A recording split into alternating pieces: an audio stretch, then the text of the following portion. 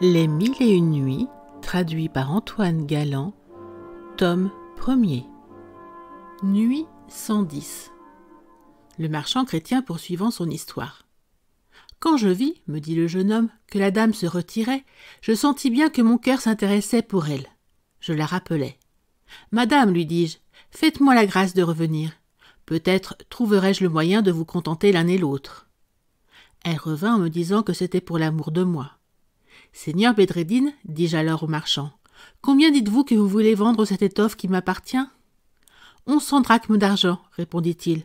Je ne puis la donner à moins. »« Livrez-la donc à cette dame, repris-je, et qu'elle l'emporte.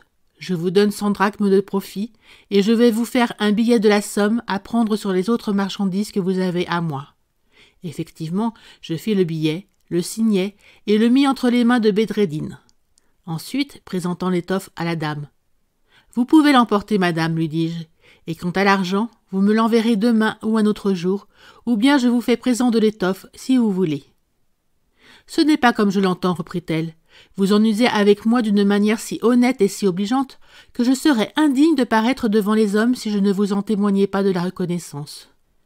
Que Dieu, pour vous en récompenser, augmente vos biens, vous fasse vivre longtemps après moi, vous ouvre la porte des cieux, à votre mort, et que toute la ville publie votre générosité. » Ces paroles me donnèrent de la hardiesse. « Madame, lui dis-je, laissez-moi voir votre visage pour prix de vous avoir fait plaisir. Ce sera me payer avec usure. » À ces mots, elle se retourna de mon côté, ôta la mousseline qui lui couvrait le visage, et offrit à mes yeux une beauté surprenante. J'en fus tellement frappé que je ne pus lui rien dire pour lui exprimer ce que j'en pensais. Je ne me serais jamais lassé de la regarder, mais elle se recouvrit promptement le visage, de peur qu'on ne l'aperçût, et après avoir abaissé le crépon, elle prit la pièce d'étoffe et s'éloigna de la boutique, où elle me laissa dans un état bien différent de celui où j'étais en y arrivant. Je demeurai longtemps dans un trouble, dans un désordre étrange. Avant que de quitter le marchand, je lui demandai s'il connaissait la dame. « Oui, » me répondit-il, « elle est fille d'un émir qui lui a laissé en mourant des biens immenses. » Quand je fus de retour au khan de Mesrour, mes gens me servirent à souper, mais il me fut impossible de manger. Je ne pus même fermer l'œil de toute la nuit, qui me parut la plus longue de ma vie. Dès qu'il fut jour, je me levai dans l'espérance de revoir l'objet qui troublait mon repos, et dans le dessein de lui plaire, je m'habillai plus proprement encore que le jour précédent. Je retournai à la boutique de Bedreddin.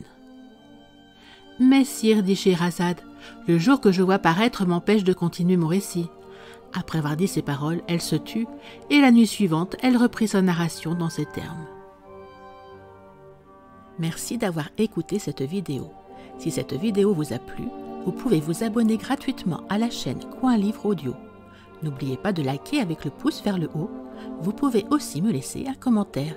À bientôt.